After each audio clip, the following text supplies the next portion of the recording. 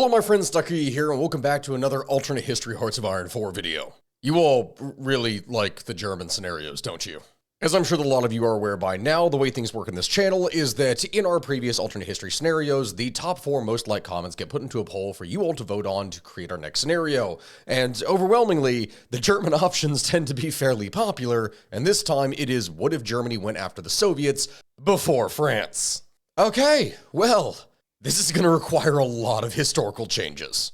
I've said this before and I will say it again, but in order to create historical scenarios, what if scenarios, it requires a lot more than just saying, oh, what if X happened? You have to do a lot of background work in order to understand why things happened the way they did. So in order for certain things to happen, that means also changing the past before that event. The problem then with Hearts of Iron 4 starting in 1936 is that the events of the previous years kind of not exactly set in stone, but it drastically increased the likelihood, we will say, of the events that played out historically playing out. If you hear pitter-pattering on the ground, that is because my dog has been walking around here. Hey, Booker? You all get to see this on stream, but here, like, this is Booker. This is my boy.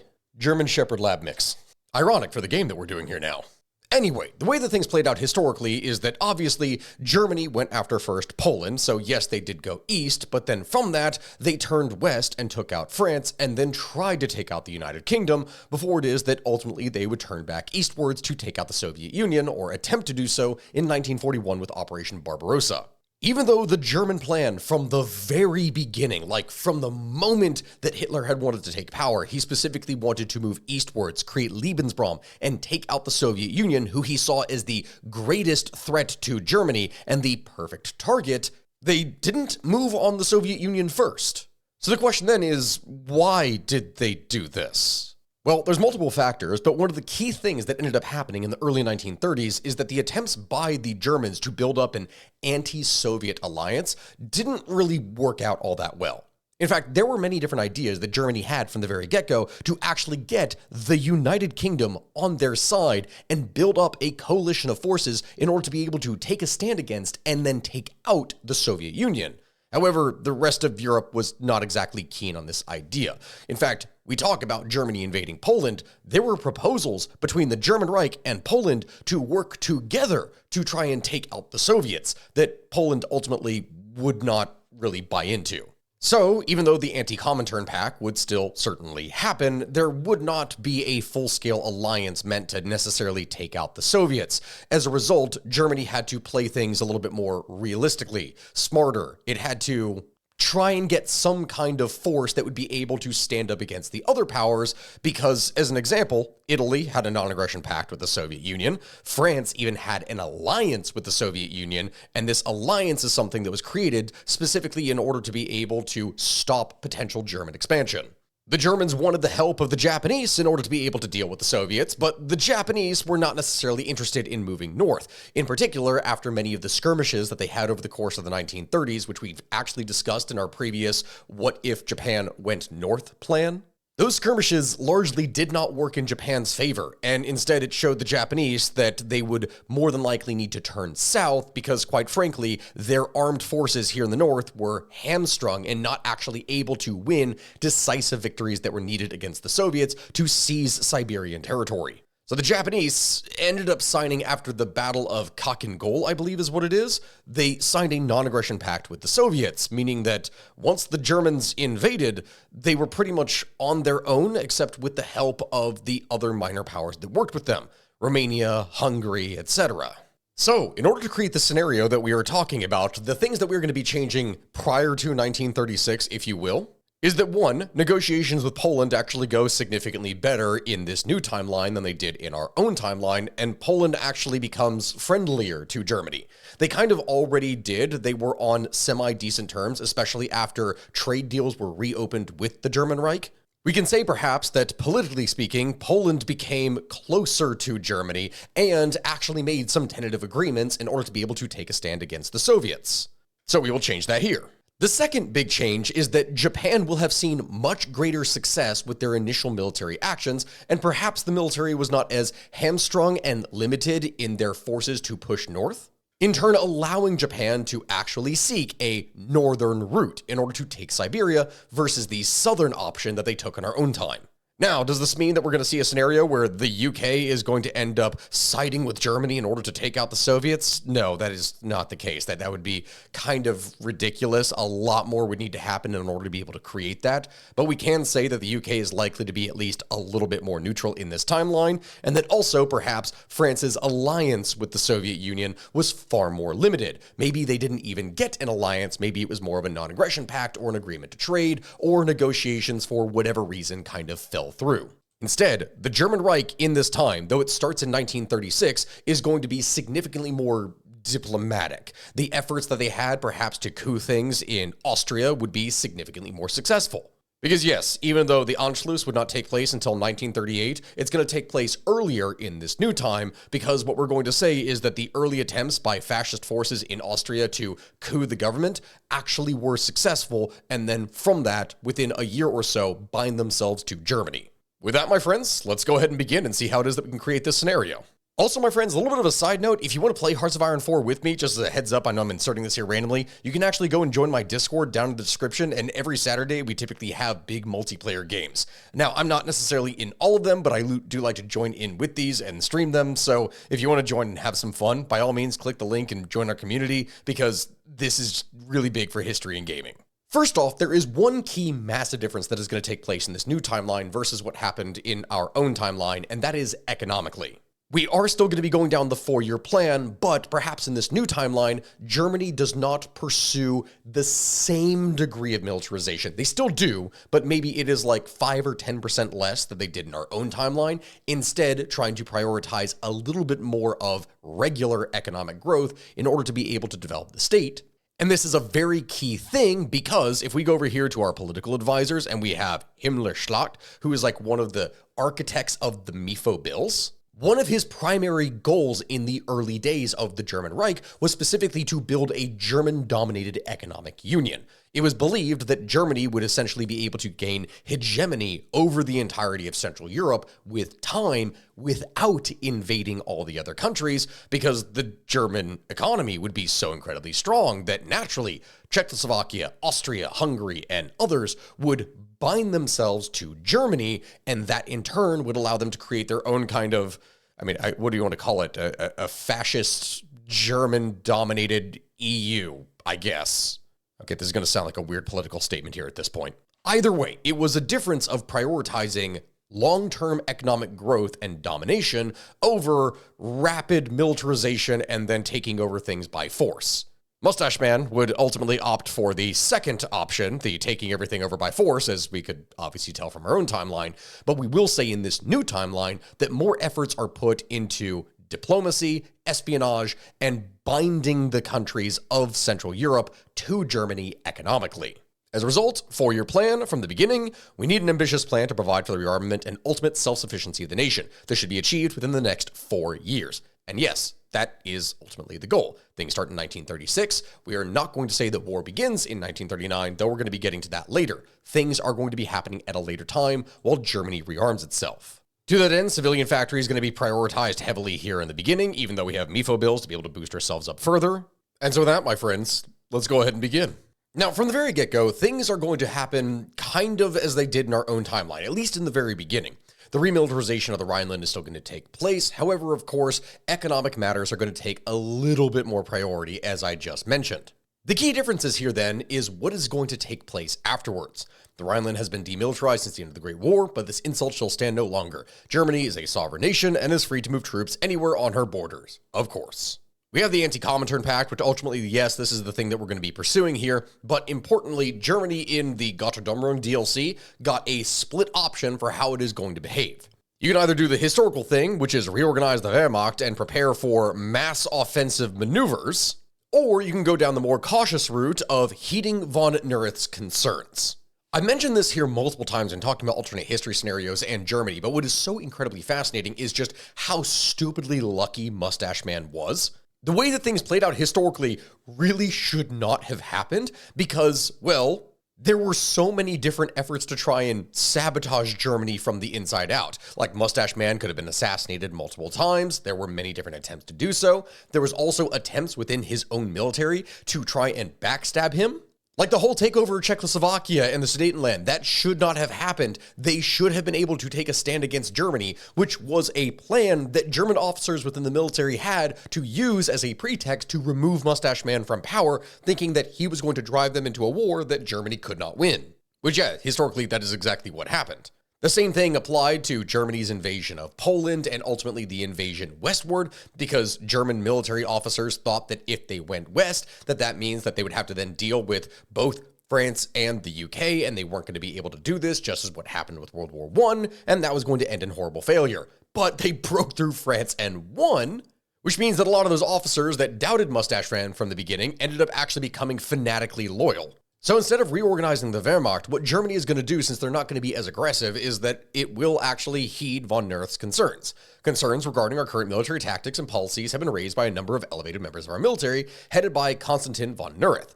According to them, the Führer's rather aggressive plans for the military will not hold, and that in the face of the risk of an all-out war that might ensue if we pursue them, our army is not yet strong enough. This is something that is actually going to remove Joachim von Ribbentrop, one of the key, diplomatic advisors from Germany, as an available option. So, the Molotov-Ribbentrop Pact over here, that is not something that is going to be able to happen. But, as I said, that Germany will be doing in this new timeline, where it's focusing more on economy, the first initial efforts that are going to be done are autarky effort in order to be able to try and make the economy self-sufficient, and then instituting price controls in order to be able to have a greater degree of control over things. By this logic, there will be less pressure upon the economy for MIFO bills and unpaid things because of, the rapid militarization, because in this new timeline, Germany, though it does militarize rapidly, maybe does so 5 or 10% less, we'll say. Ah, yes, here. In the game, we have the Japanese young officer coup, where a group of young officers have succeeded in toppling the government and reinstating the emperor as the supreme ruler of the Japanese nation. This is an event that I don't really know how it is that this would necessarily play out in real history when describing the event that we've created. One of the key reasons that the military went south in Japan is because, they had so much more influence over things within the government, especially the Navy, and this is what allowed the forces of the government to kind of push southwards after the army was kind of caught and busy dealing with stuff in China. The emperor did not want to invade China. That was something that he was firmly in against. There were imperial sanctions to do this, which is why the Japanese military ended up staging a false flag operation in order to kind of force the emperor's hand and allow military operations to take place. In the event that the emperor actually has more sway over things, then perhaps this does not happen. Next up after price controls, establishing the Reichswerk. We must rid ourselves of the fickle influence of private capitalists, therefore we will form an industrial conglomerate under the control to oversee growth in the mining and steel sectors, and this will form the backbone of our military industry. Every single thing that we do in this time is going to increase the cost of MIFO bills, which is unfortunate, but luckily, thanks to instituting price controls, this will allow us to then go and actually launch varying different price control measures to consolidate and fix the economy. Temporarily. Again, all of this, even in this new timeline, is still going to be temporary. Kingdom of Afghanistan seeks investment. The Kingdom of Afghanistan's diplomats have approached us with an economic proposal to invest in their economy. They argue that if we were to develop industries there for them, we would stand to gain from any future exports. Further, they made clear this would undoubtedly upset the Soviets and the British, who have historically been a key player in Afghanistan. Well, yes, undermining enemy influence in the nation will benefit us. Of course. Of course, even as things stabilize here, the war in Spain is naturally still going to break out. And what we're going to say in this new timeline that we're creating, just as a little bit of another tweak, is that we will say that the nationalists are more successful in this new time than they were in our own. One of the big things that ended up happening is that though they were able to seize large parts of the country, they were not able to take the capital, they were not able to take some of the key garrisons, and this halfway successful coup is what allowed the Civil War to drag on for as long as it did. So in this new timeline, I'm going to tag switch over to Spain right here, and I'm just going to go ahead and give them 10,000 free guns. Historically, the Italians were actually the ones that were responsible for supplying the Spanish with so many weapons on the nationalist side. They sent over a ton, which is, with time, something that really put a strain on Italian resources and the economy. But, they still did it. It really was something that was good politically for the Italians at the cost of damaging their own rearmament and modernization efforts. In this new time, we are going to say that the Spanish nationalists actually seized more of the garrisons. They seized more of the armories, more of the things that were able to increase their own supplies.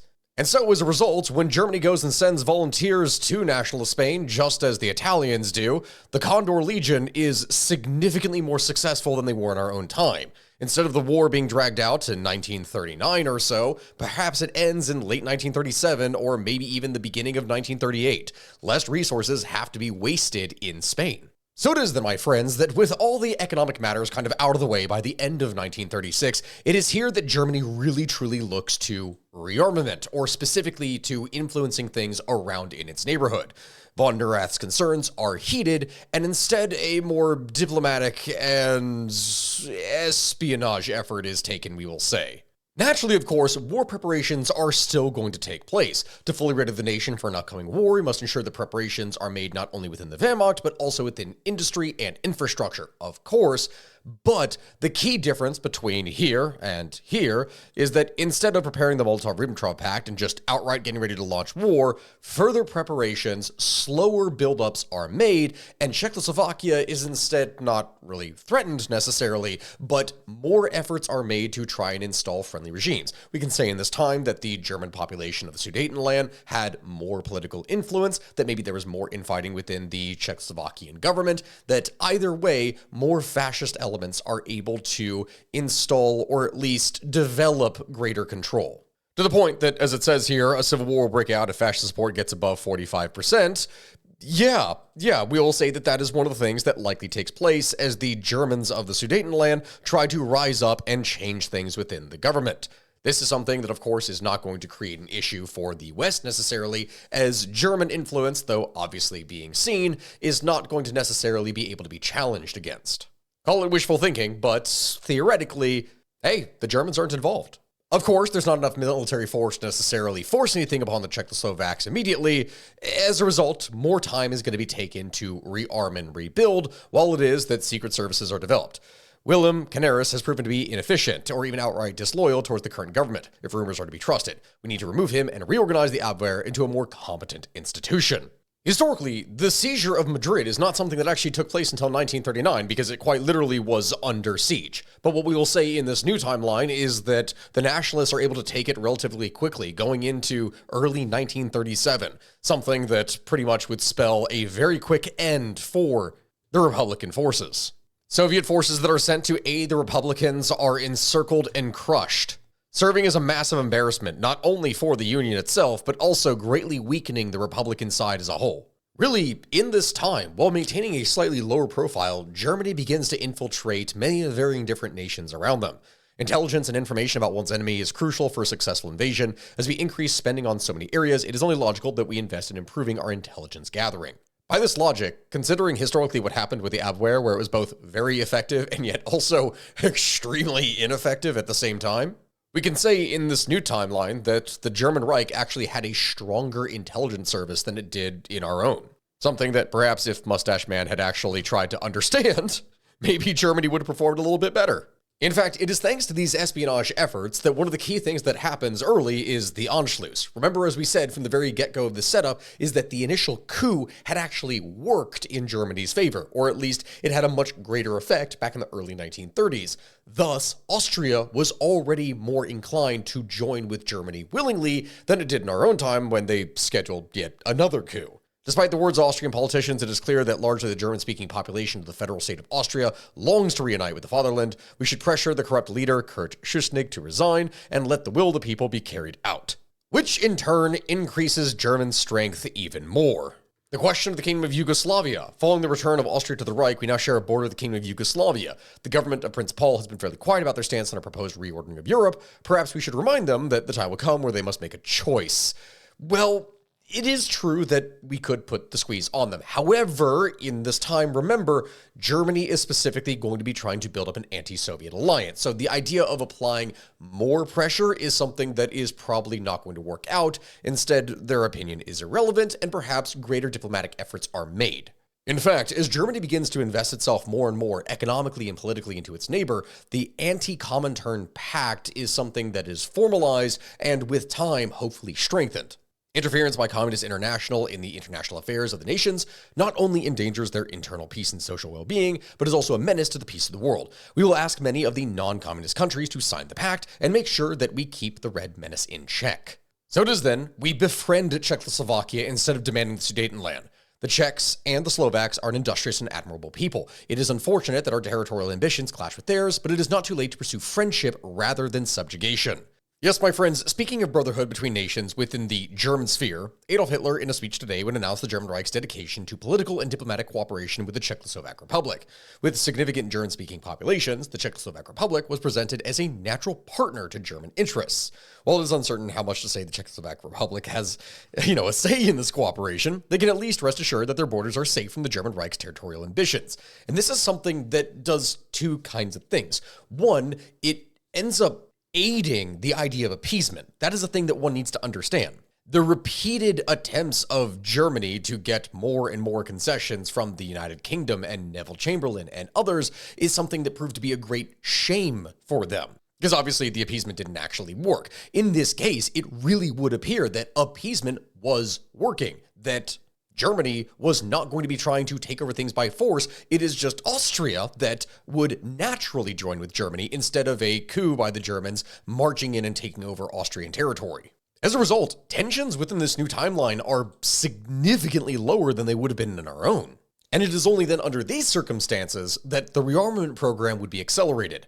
We must break the shackles of the Versailles Treaty and let the anvils of industry forge a glorious destiny for the German Reich. Every tank produced, every plane assembled will stand as a testimony to the unbending will of the German people. Now, here's an interesting question. Our politicians returned from investment negotiations in Athens. When the Greeks decided to invite us to further discussion for deepening our economic ties, we could not refuse. Needless to say, they made a compelling case for why it might be ideal that Greeks' industrial standing was strengthened. The matter for whether or not we seek to invest in their nation or leave their industrial potential up to fate is a matter that we get to decide. It would make sense, actually, in this case, with the goal of creating an economic Central European Union, that the Germans would try to invest in other entities, such as the Greeks, in order to be able to strengthen ties. But still, a reality must be faced. The expenses of rearmament would continue to grow. Our rearmament program, while both necessary and with noble intent, is starting to cause concern among some of our economists. They worry that military production will need more and more funds to sustain itself, and we need to keep a close eye so that military spending doesn't spiral out of control. Yes, in this case, all the other things for cost cutting has pretty much been done, except for now develop ersatz material, which we will go ahead and do. But at this point, from 1937 or 1938, something is likely going to need to be done in order to be able to stabilize the German economy. Even if not, war, greater trade, more can hopefully be done. And here it is, my friends, late 1937, beginning of 1938. This is where the varying fascist and German elements within Czechoslovakia would make their break for it. Now, just as in the case of Spain, it is very likely that German aid would be provided to these Bohemian Empire fascist elements. Basically, even if the event that an actual full-scale civil war like what you see in the game does not break out, there is likely to be a coup, likely to be some unrest, likely to be some kind of uprising that is aided by the Germans without actually marching German forces across the border. Thus, at the same time that these developments are taking place, it is here that Germany would likely at least make some demands, right? Historically, what had happened is that the Sudetenland was demanded, and then, the fate of Czechoslovakia was determined. But if instead this is not something that is necessary, appeasement is still going to have to be considered, as Germany will want to do some things, demanding Slovenia as an example. The Treaty of Saint-Germain-en-Laye saw many historic Austrian territories passed out to successor states. With Austria once again united with the German nation, it is time to end these injustices. The historic provinces of Carniola and Styria, which are known as Slovenia, must be brought home. This is likely to then lead to events such as the London Conference, that instead of it taking place over, the Sudetenland as it did in our own time, it will be dedicated towards Yugoslavia. What is also interesting to note here is how the Bohemian Empire is the one that is actually fascist on the side and breaks out of Czechoslovakia, when realistically, historically, this had actually happened. This really should have happened more on the German side with the actual Sudetenland, which was way more friendly to Germany, but I digress, I guess. And so very quickly, in the event that it's less of a civil war and more so of a civil disturbance with a coup that takes place, very quickly, the Czech Republic is annexed into the new Bohemian Empire. Very quickly then, the Germans of the Sudetenland would likely clamor for joining with the Greater German Reich, something that the more fascist elements within the new Bohemian Empire would likely want to go along with, at least with a sense of it being a kind of autonomous state. As we gain more insight into how the Bohemian Empire has run, it is becoming more and more clear that the people long for change. Integration into the German Reich would provide this well-needed change. We should send a delegation with an ultimatum. And so, of course, the London surrender, in yet another triumph for daring and action, Slovenia, soon to be renamed Carnola, has been returned to the rightful home in its German Reich. Turkey delivers an investment portfolio. Representatives from Turkey have visited our country and met with many of our politicians in the hopes of garnering endorsement for their investment scheme. The government of Turkey would like for us to use our resources to better their own industrial capabilities and output. Turkish officials have inferred that by assisting our nation, we might be able to expect aid of our own in the future in the form of military alliance between our nations. This is an extremely important detail. Turkey throughout this time was basically trying to play the different powers off of each other. They were reaching out to France, the UK, Italy, Germany. I don't actually remember how many powers. Basically, they were reaching out to pretty much anyone they could to get investment. And this is something that the Germans and as well as the British were basically competing over, trying to influence things in Turkey, as either one, gaining Turkey as an ally would be a huge achievement. So yes, Germany would wish to invest in, and they did in our own timeline, but perhaps this is more successful, gain greater influence over the Turkish state. Remember, in this timeline that we are building, the German game is a longer game. It is not an immediate goal to declare war on everyone around it. It is specifically trying to build up as large of an alliance as it can to take out the Soviets. The Bohemian Empire, of course, would naturally submit to the Germans. Yaroslav Krejci of the Bohemian Empire has announced that the Czechoslovakian nation will submit to our rule, and they do not have the power to stop us. Fighting would only bring more destruction to their lands and people, and it would in turn be a great day for the German Reich. Though naturally, this would inflame tensions, we can infer from this that instead of direct annexation, that the Czechoslovakian state would puppet itself. It would align itself more closely with the German Reich. Thus, it wouldn't be something that quite alarms to the degree that it would in our own time, the French as well as the British. Instead now, efforts would be made to influence things in the Balkans. Right now, in May of 1938, this is around the time that the Anschluss would have happened in the first place. So the German Reich has a significantly greater diplomatic stance now than it did in our own time. Thus, very quickly, the fate of Yugoslavia is determined. The Yugoslav state was always an artificial construct, and central authority has started to collapse. We must step in to restore order. The only question we face is, what would be the best way to do this? Oh, what do we have here? Nationalists seize the Polish government. There is a chance that something like this could very well happen. The Endeka and Falange have had a long-standing relationship with the Polish government, but Ignacy Mosinski continued cooperation with the far-right elements have at last come to his downfall. There is the chance that, considering the coalition forces that have been built up within the Polish state, that, again, if things had been a bit different, this could have happened. With the growing influence with the Polish government, Roman Dmowski has now been supplanted as Mosinski as Poland's new president. It remains to be seen if this new nationalist government believes it can somehow appease the foreign powers vying for its territory, or perhaps new alliances are on the horizon for Poland. So we have then the fate of Yugoslavia. We always knew that the Yugoslav state carved out of the Habsburg Empire was an artificial country fated never to last. The ethnic resentment simmering under the surface has boiled over. The state is falling apart. We must step in to rectify the situation. What would happen here? Obviously, it would not be welcome for the other powers to be able to see the Germans step in and completely take over Yugoslavia itself.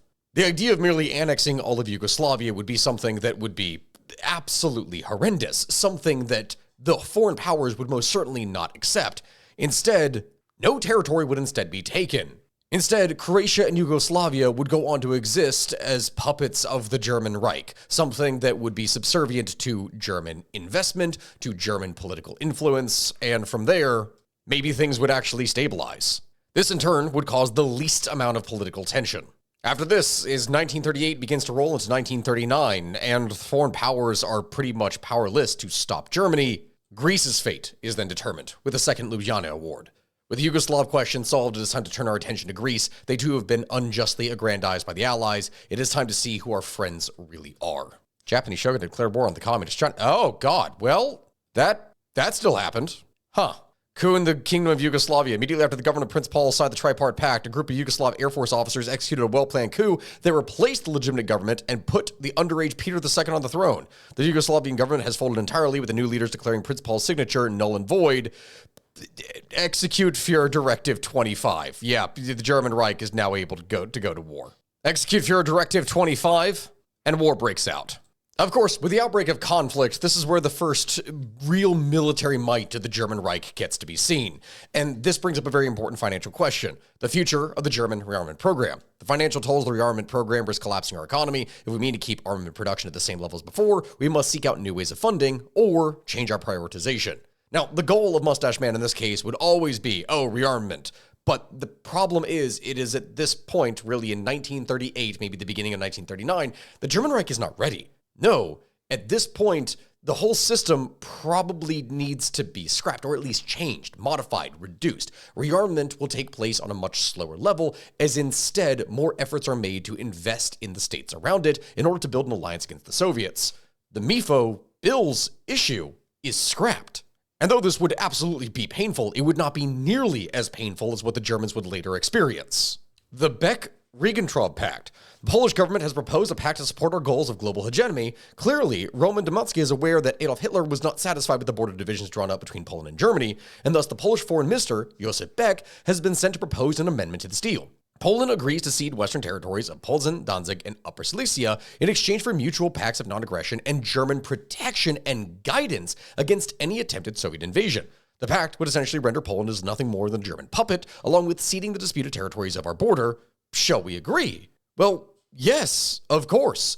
This is something that, with the Polish aligning itself with the Germans, this is something that in the event that the previous trade treaties that they had launched back in the early 1930s had worked out better, this would be fantastic for Germany. And it is also something that is one of the key things that had alarmed France in order to be able to make itself align with the Soviet Union. In the event that those negotiations do not go nearly as well, yes, Germany gains Poland as an ally while simultaneously beginning to bind both Italy as well as Bulgaria to it. Very quickly, Yugoslavia would naturally be occupied by German forces. The likelihood of it remaining as one state, however, is not going to happen. Instead, to make sure that it cannot fall apart, it is likely to be broken apart into several smaller puppets, with Serbia, Montenegro, and others being broken off.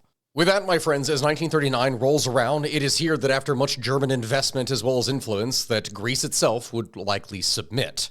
Following a long and heated conversation with the German ambassador, George Makuris would announce that the Hellenic government would closely coordinate its policies with the German Reich in the future. Police in the Hellenic capital have had used force to break up a number of spontaneous protests against the decision, with many in the crowd calling for the head of that coward George Makuris.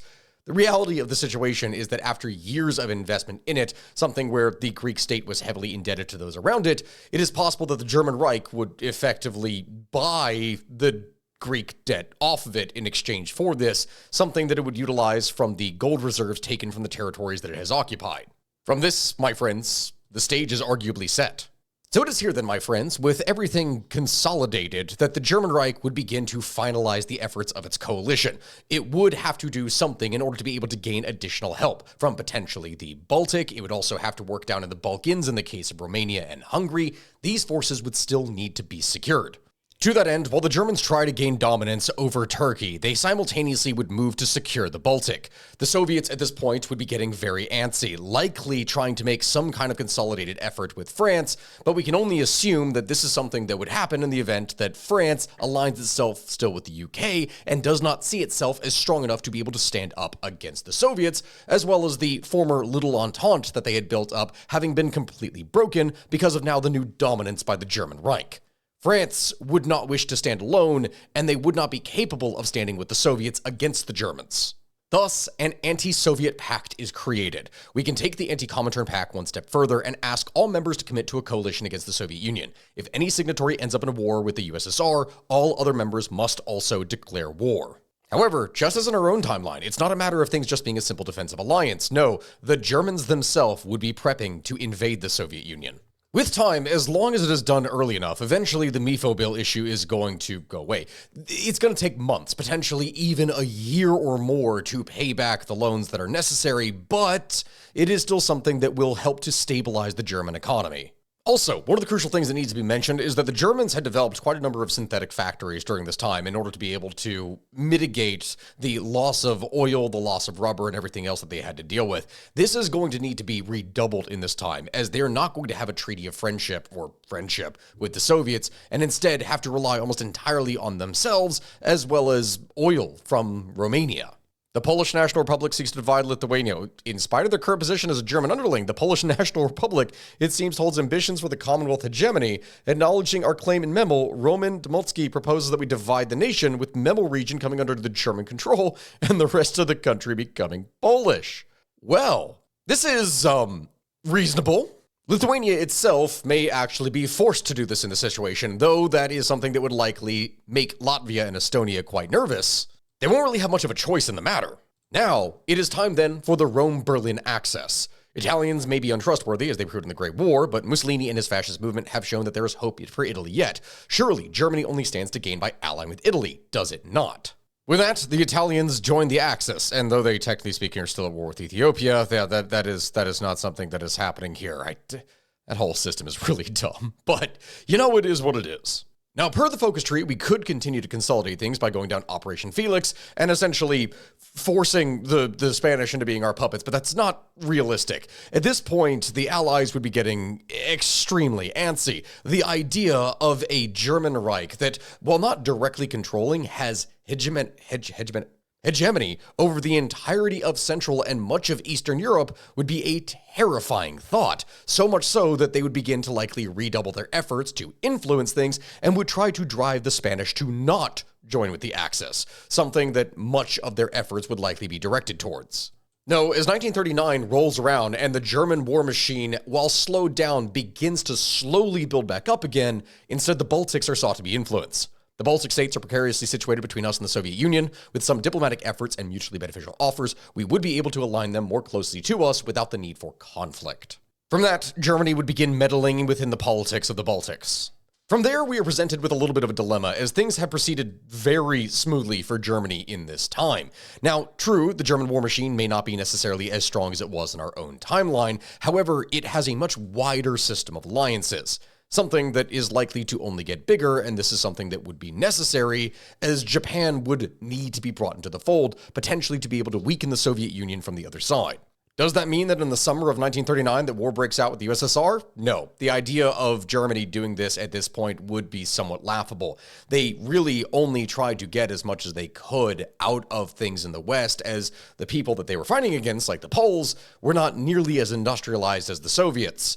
Efforts would still need to be made in order to consolidate power, and even with a larger alliance, this is likely to not happen until well going into 1940. Instead, further efforts are made to consolidate things within the military and build up forces in preparation for a potential attack. The Kingdom of Afghanistan offers oil concessions. The government of the Kingdom of Afghanistan has suggested a joint venture whereby we would aid them in the development of recently found oil wells in exchange for long-term concessions to any produced oil. While the proposal appears genuine, we cannot guarantee that we will maintain access to the oil should the whims of the Afghan government change. Well, this is something that is still something that is likely to happen. The Germans would be more involved in the Middle East. This is one of the key reasons as to why the Allies had gone and invaded Iran in the first place, is because of these contacts, because of these developments. German engineers in Iran. It would make more sense that in a timeline where the Germans have not invaded everything, that these things would develop even further. Here we have it. Romania can be invited. Naturally, of course, after much investment, specifically in order to gain access to oil, Romania would become a key part of the Axis powers, with the oil reserves here being built up as much as possible. Really, the thing that would hamper the German economy during this time is that the economy would still be recovering, though they would not be repaying the loans that they previously had. This is not something that is going to go away without a lot of work. And even with all the factories, all the resources, all the trade that they're going to have, it is going to greatly weaken the amount of consumer goods that, or rather, the amount of factories that they're going to be able to utilize for what they need. The end of the... whoa, hold up. With the declaration of war on Al-Muthanna, Iraq by the United Kingdom, the League of Nations has failed in its attempt to preserve peace. Neville Chamberlain openly mocked the League's... Hold up. Neville Chamberlain? No, hold on. Remember, as I said, that in this new timeline, one of the things that would be going on is that the Germans would be trying to increase their influence as much as possible, and that the Allies would be desperate to try and stop this. Thus, efforts would be put into stopping more efforts in Spain, but also this would be the Middle East. Iraq was, technically speaking, basically a puppet of the British in the first place. So, in the event that the Iraqis tried to switch sides and join with the fascists, well, it would make sense that the British would try to step in and stop this. The ironic thing is that in this new timeline that we built, going into 1940 here now, it means that the steady rearmament of both the United Kingdom and France would continue. Appeasement as an entire strategy was utilized by the British in order to be able to buy as much time as possible, and the Germans would actually be giving this to the British. Though Iraq may possibly reach out in order to try and gain favor with the Germans, this is something that would be snubbed. If anything, in this time, as Iraq tries to reach out in order to gain such an alliance, the Germans would instead forward these missions over to the United Kingdom in order to let them know that they have no wish to stand against them. In fact, relations may not be improved with France, but specifically within the United Kingdom, relations would sought to be improved. There would be multiple diplomatic efforts made in order to make the British understand that the Germans had no designs upon them. The Polish National Republic requests autonomy, claiming that our use of the Polish factories and obstructed their war effort. Ministers from the Polish National Republic requested that we loosen our demands on the nation. While the agreement would keep Poland's status as a German protectorate, it would greatly increase their political and economic independence. See, here's the thing. This is an important question that would need to be asked. Would the Germans be willing to do this? The answer in this timeline is probably yes, because the German military machine would be weaker. As a result, the Germans would likely let Poland become a satellite, give them a degree of greater autonomy, just to ensure that they have another ally to be able to utilize against the Soviets. The big question then is this, though. Finland rejects the Soviet demands. This is the start of the Winter War. The question of whether or not the Winter War would actually happen is kind of something that is up to debate. Technically speaking, there is nothing that really stops it from happening. The whole reason why the Soviets even do this is because this was after the Molotov-Ribbentrop Pact. In an effort to secure their border and secure their influence, they launched these efforts, which very well could still happen. However, there is a chance that it happens later. It doesn't happen at the very beginning since war had not broken out, and maybe the fighting itself is smaller. Now, whether or not the Finnish were actually part of the full alliance with the Anti-Comintern Pact is up for debate. Could they have been perhaps a secret member? Sure. Or at the very least, if they weren't, the moment the Soviets do declare war, it is revealed that the Finns actually were a part of it, or that there was some kind of secret deal done in order to be able to draw in the Germans. And by virtue of the Germans, everyone else is drawn in as well. It might sound dumb when I say this, but again, really, the only way that the Germans would have gone after the Soviets is in the event that the Soviets struck first and that they had built up an alliance in order to be able to take them out. If their initial diplomacy plans had actually succeeded, either in building that alliance in the first place or at least isolating the Soviets diplomatically from the rest of the West. In a sense, the Soviets were a little bit smarter this time. Rather than launching their war at the beginning of winter, they would have launched their war at the end of winter, so it would have been the late winter war. But this is still something that would have allowed them to be able to move in. We're not going to say quickly necessarily, but they would have moved in as things were beginning to thaw a bit, so the Finns would not have had as much of an advantage. However, their forces would very quickly be distracted by the masses of Axis forces down to the south. Wait, Afghanistan? Okay, from German influence, it looks like even Afghanistan has actually gone and joined in with the Axis. Okay, it makes sense. Actually, from the sheer amount of investment that would have taken place, the Afghans would have likely seen a great opportunity to be able to seize territory from the Soviets while indebting themselves, or at least paying back the Germans for the investment that they had been given in order to develop oil within their country. The Japanese as well would likely see this as a key opportunity. After their victory in Khakin Gol and others, which again we are going to say happened, though they would not be able to necessarily press as many forces into the Soviets, as they would still be, of course, dealing with China, simultaneously they would be able to at least take valuable states such as Vladivostok and others. Formalize the alliance. United in our fight against the Soviet Union, perhaps it is time to formalize the alliance and invite our new partners in this anti-communist war to our faction. Absolutely. Very quickly, Soviet forces are going to get wrapped up here in the south. The only difference is that in our own timeline, hundreds of thousands of Soviets were wrapped up in one big go at different points. Large pockets were captured and eradicated. That's not going to happen to nearly the same degree here. Although the Soviets are going to have less men in this time, the big thing is that their forces are going to be more spread out because they're already going to be dealing with Finland.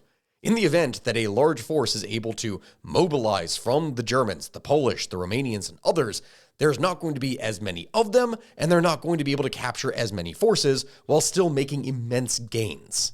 Sweden permits transit of wounded. Sweden has permitted our wounded troops and those on leave to travel via the railway network back to the German Reich. They do insist that only unarmed personnel may do so, however, and strict quotas will be in place to ensure there are never too many troops in Sweden at any given time. Well, we could push and gain access to the communications network, but it would make sense in this scenario that the Germans would not be pushing because they're only at war with the Soviets and there is no need to do anything further. Now, I say that there are no necessarily massive pockets, but still pockets are created, and with significantly faster German tanks that, though they may not be as heavily armored in some cases what the Soviets are fielding, they are able to move in rapid order surrounding Soviet positions, especially as lightly defended as they would be in this time, thus allowing 4 encirclements to take place. Post-war Poland. Poland has approached us with a proposal for their future borders after the war, citing the territory they lost to the German Reich in the Beck-Ribbentrop Pact. The Polish government believes they are entitled to some territorial revisions after the war is won. They seek to move eastwards towards Belarus and Ukraine, citing the former Commonwealth territories of the East. Which, yes, this is likely something that will be granted, but at the same time, Operation Boulevard disrupted. No, it's fine. Likely less efforts are going to be given to South America. It's whatever. At the same time that these territories are granted, the Polish will likely gradually be replaced. And by that, I mean that the Mustache Man and others were not exactly friends to the Polish, and would instead likely use them as cannon fodder, essentially. So it is here then that something crucial would likely take place. Remember everything that I said here before. Regarding Turkey, the Germans would have also been competing with the British in order to gain influence within Turkey. The likelihood of them being able to go and move upon the Soviets is something that could be not exactly dependent upon this, but something that certainly influences it. In the event that the Germans are significantly more successful pretty much elsewhere and have invested lots of time, energy, and resources into Turkey, it would make sense that seeing the way the winds were turning and with a large-scale alliance and even tacit approval of the West, that Turkey itself may wish to join in order to be able to get its own kind of, well, concessions. As the Germans gain ground in the West, this means that the Japanese would also launch their own strikes in the East, taking Vladivostok and others. This would further distract the Soviets, taking pressure off of the German back, which they would not be able to provide nearly as much support for their varying different forces. Yes, the Japanese would be hard-pressed dealing with both the Chinese as well as the Russians, but with sufficient time, considering how much of a buildup it could have taken, and with less, well, initial military action, the Japanese might actually be in a stronger position. Potentially, with the Soviets divided on so many fronts, because remember, we're not talking about just a situation where they're able to focus on the West in that sense. They also have to deal with developments in the East. This means that they will be divided along so many fronts that there would be hardly anyone to be able to stand in their way. Every single man, woman, and child would likely be drafted into the military in order to be able to throw against the German lines. Really, the only weakness that the Germans would have in this sense is that they wouldn't have an infinite supply of fuel. As long as things are able to be done within a certain amount of time, things will be okay. As the summer of 1940 rolls around and the Germans are right outside the gates of Moscow, Stalingrad is almost within reach, the big question is what would happen exactly to the oil. The Germans had historically struck south in order to be able to try and take out the Soviet oil fields in order to be able to supply their own forces in this new timeline due to the fact that, well, the Germans would have been influencing things within the Turkish state for quite a while. There is a chance that here they would actually try to join the Axis. As the current upheavals in the international politics continue to reverberate throughout the world, the Turkish have deemed us to be their greatest chance of surviving these tumultuous times. They therefore request to be admitted into our alliance so that we may weather the coming storm together. And weather it, we shall. With the Turks joining in, the Soviets on attack from nearly all sides, from Central Asia, down in the Caucasus, in the East, every single person would be levied into fight. The result of which, as Hungary now joins in with the Axis, having been surrounded on all sides, is that the Soviet Union practically begins to disintegrate in front of everyone. It is here that an interesting question is actually brought up at this point of how exactly would the Allies react to this? Technically speaking, the Soviets would not necessarily be supported by the British. The French may send aid. However, the chance of politics turning extremely tumultuous and them declaring war upon the Germans with such a strong alliance is extremely unlikely. Instead, what is bound to happen in this time is that some limited aid may be spent, but also at the same time, the UK may not get involved at all, instead trying to strengthen itself and rearm in preparation for a potential conflict in the West. So it is then that heading into fall of 1940, much in the way that Mustache Man had initially predicted, the Soviet Union collapses like a house of cards. The unfortunate reality for them is that even if they're able to leverage the entirety of their population against a singular enemy, surrounded on all sides, the Soviets are going to experience a breakdown in leadership, which will eventually cause them to collapse into varying different states that are very quickly going to be made easy pickings of. Of course, while the Germans are likely to claim the lion's share of pretty much everything, in exchange for Japanese aid, it would make sense that Vladivostok was granted to the Japanese. Besides that, the entirety of the East would now be dominated. Now, the real rebuilding begins. Of course, at this point, world tension is at 100%, and varying different states are going to begin to potentially ally themselves or build up a larger alliance to deal with the Germans. The Japanese were not necessarily always friendly with the Germans. In fact, they actually had an alliance specifically with the British before, which this is something that theoretically could begin again, as the Japanese may feel slighted that they did not gain nearly as much out of this war with the Soviets as they had hoped. They would still be struggling for resources even in this time, even after taking China, which may in turn lead to further conflict. For the Germans, though, this is the bigger issue. Even after taking out the Soviet Union, the sheer amount of forces that would have to be sent eastwards in order to be able to garrison things would suck up huge amounts of the German war potential. Reichskommissariats would be set up all across the entirety of Central Asia here, but again, the sheer amount of resources and forces that would be necessary, especially as the eradication of the local population begins, this would be an undertaking that would not allow any kind of German expansion for potentially years. Hell, even the idea that Germany was going to be able to simply take out the Soviet Union and begin to consolidate its hold upon the territory would be laughable, even in our own timeline. The idea of that happening here now would be nigh on impossible, even with additional forces. As such, with the consolidation of things in the East, it would turn likely into a kind of Cold War, as the United Kingdom and France, having never joined in on the conflict, would instead seek to consolidate and build up their defenses, the UK having to build up its navy, France rapidly trying to build up its military, all in an effort to be able to strengthen itself against the German Reich, which in turn would likely lead Belgium and the Netherlands to side with them as well, while still trying to maintain somewhat peaceful relations with the Reich in order to not piss it off. The United States would see what would happen here in the East and would see that it would be necessary to likely get itself involved, even without the Japanese invading Pearl Harbor. Instead, mutual defense treaties would likely be signed, fearing a possible Japanese invasion of Alaska or other forces from Germany, and instead, a new kind of triple alliance between the US, UK, and France would take place. Again, we're spinning hypothetical after this because, in the end, I'm not going to necessarily be able to play here any further. You need to understand that before it is the Germans go after the French or anything like that, if they had gone after the Soviets, the only way that they would have ever gone after the Soviets is if things in history had been significantly more different, and now we're creating hypothetical after hypothetical. It's an interesting thing to consider, but dear God, this is a really powerful what-if scenario where the Germans are effectively free within the next 3 to 4 years after consolidating their hold to then launch invasions to take out the entirety of the West. Either way, my friends, I think that is where we're going to end things here today, because otherwise this video is going to be way too long. Even now with the German focus tree, this whole thing is huge, and I'm going to need to go ahead and end things before I go crazy. Thank you all very much for watching. I appreciate all of you. I hope that you can like, comment, and subscribe. Let me know in the comment section below, obviously, what it is that we should do next for a scenario. And again, yeah, this is in the event that the Germans go after the Soviets because everything magically works out for them here before. That means that they would be in a perfect state to be able to take out the rest of the world. With that, I'll leave things here today, my friends. Thank you for watching, and goodbye.